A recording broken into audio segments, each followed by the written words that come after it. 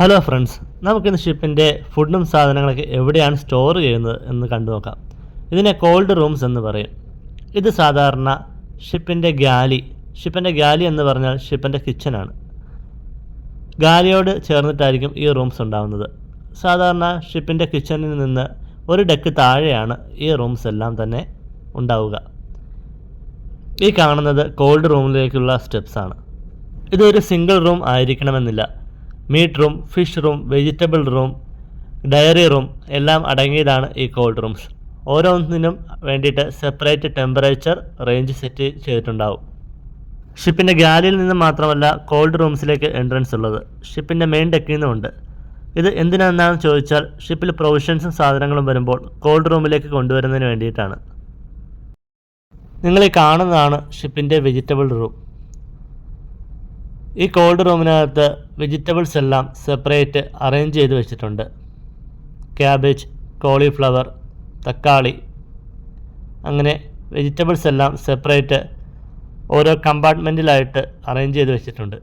Normally 3 to 4 degree Celsius ആണ് ഈ vegetable റൂമുകളിൽ set ചെയ്ത് വെക്കുന്നത്. കൂടാതെ ചില ഷിപ്പുകളിൽ വെജിറ്റബിൾ റൂമിൽ ഓസോൺ ജനറേറ്റേഴ്സ് ഫിറ്റ് ചെയ്തിട്ടുണ്ടാവും. ഈ ഓസോൺ ജനറേറ്റേഴ്സ് വെജിറ്റബിൾസിൻ്റെ ഫ്രഷ്നെസ് അതേപടി കീപ്പ് ചെയ്യാൻ വേണ്ടിയിട്ട് സഹായിക്കും.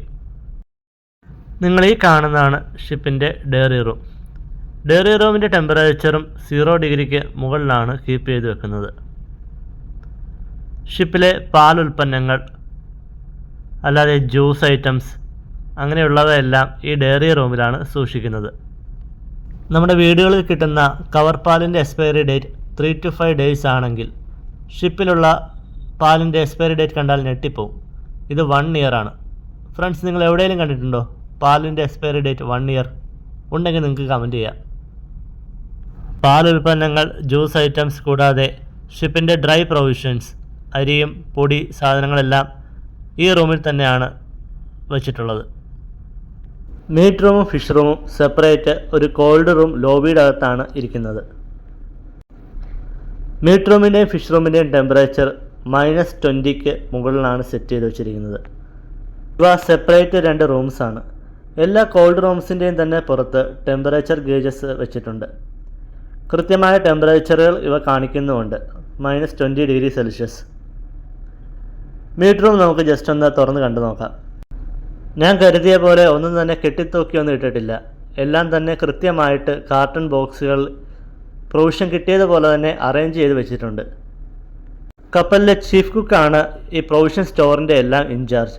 ഇതിൻ്റെ എല്ലാം ഇൻവെൻട്രി എടുക്കുന്നതും ഓരോ ഐറ്റംസ് തീരുന്നതനുസരിച്ച് അതിൻ്റെ ലിസ്റ്റ് തയ്യാറാക്കുന്നതും ചീഫ് കുക്കാണ്. ക്യാപ്റ്റൻ ആയിരിക്കും ഈ സാധനങ്ങളെല്ലാം ഫൈനലായിട്ട് ഓർഡർ ചെയ്യുന്നത്. ഇതാണ് ഫിഷ് റൂം. ഫിഷ് റൂമിനകത്തും കൃത്യമായ കാർട്ടൺ ബോക്സുകളിൽ എല്ലാം തന്നെ അറേഞ്ച് ചെയ്ത് വെച്ചിട്ടുണ്ട്. ചില നാട്ടുകാർ എന്നോട് ചോദിച്ചിട്ടുണ്ട്, നിങ്ങൾ കടലിൽ നിന്ന് മീൻ ചൂണ്ടയിട്ട് പിടിക്കുകയാണോ? എന്നാൽ അങ്ങനെയല്ല. കൃത്യമായ ടൈമുകളിൽ കൃത്യമായ പോർട്ടുകളിൽ പ്രൊവിഷൻ നമുക്ക് ഷിപ്പിൽ കിട്ടാറുണ്ട്. ഈ മീനിൻ്റെ ഒന്നും പേരുകൾ ചോദിക്കരുത്, ചീഫ് കുക്കിനെ തന്നെ വിളിച്ചുകൊണ്ട് വരേണ്ടി വരും. ഇവിടെ ഗാലി ഡിപ്പാർട്ട്മെൻറ്റിൽ മൊത്തം 3 പേരുണ്ട്. Chief cook, second cook and messman. Second കുക്കും മെസ്മാനുമാണ് ചീഫ് കുക്കിനെ കുക്കിങ്ങിൽ ഹെൽപ്പ് ചെയ്യുന്നത്. ഈ എല്ലാ കോൾഡ് റൂമുകളിലും തന്നെ ഒരു അലാം സിസ്റ്റം ഉണ്ടാവും. എന്തിനാണെന്നല്ലേ? ഇൻ കേസ് ആരെങ്കിലും ഈ കോൾഡ് റൂമിൽ ഡോർ ലോക്കായി പോയി കഴിഞ്ഞാൽ ഈ അലാം സ്വിച്ച് പ്രസ് ചെയ്താൽ മതി. ബ്രിഡ്ജിലും എൻജിൻ റൂമിലും അലാം അടിക്കും. ഈ കോൾഡ് റൂമുകളിൽ എൻ്റർ ചെയ്യുമ്പോൾ ഇടാനായിട്ട് പ്രത്യേകം ജാക്കറ്റും സ്യൂട്ടും ഉണ്ട്.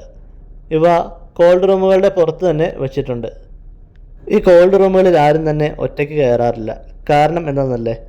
ഈ റൂമുകൾ സാധാരണ വാക്യൂം ക്രിയേറ്റ് ചെയ്യുന്നതുകൊണ്ട് ഇതിൻ്റെ ഡോറുകൾ അടഞ്ഞു കഴിഞ്ഞാൽ തുറക്കാൻ പാടാണ്. അതുകൊണ്ട് തന്നെയാണ് ഈ റൂമുകളിൽ സെപ്പറേറ്റ് അലാം സിസ്റ്റം കൊടുത്തിരിക്കുന്നത്. രണ്ടാമത്തെ കാരണം ചെറിയൊരു പേടിയുള്ളതുകൊണ്ടാണ്.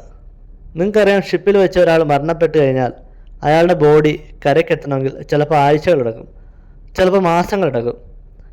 അത്രയും ദിവസം ഈ ബോഡി എവിടെയാണ് സൂക്ഷിക്കുന്നത്? ഈ കോൾഡ് റൂമുകളിൽ തന്നെയാണ് മരിച്ച ആളുടെ ബോഡി സൂക്ഷിക്കുന്നത്. അതുകൊണ്ട് തന്നെ എല്ലാവരും ഈ റൂമുകളിൽ കയറാൻ ഒന്ന് പേടിക്കും. നിങ്ങൾ ഈ കാണുന്നതാണ് പ്രൊവിഷൻ കംപ്രസറുകൾ അല്ലെങ്കിൽ റീഫർ കംപ്രസറുകൾ. ഇവ എൻജിൻ റൂമിലാണ് ഇരിക്കുന്നത്. ഈ കംപ്രസറുകളാണ് ഈ കോൾഡ് റൂമുകളുടെ ടെമ്പറേച്ചർ മെയിൻറ്റെയിൻ ചെയ്യുന്നത്. ഇവ ഓട്ടോമാറ്റിക്കലി കോൾഡ് റൂമിൻ്റെ ടെമ്പറേച്ചർ മെയിൻറ്റെയിൻ ചെയ്യും. അപ്പോൾ വീഡിയോ ഇഷ്ടമായെന്ന് കരുതുന്നു.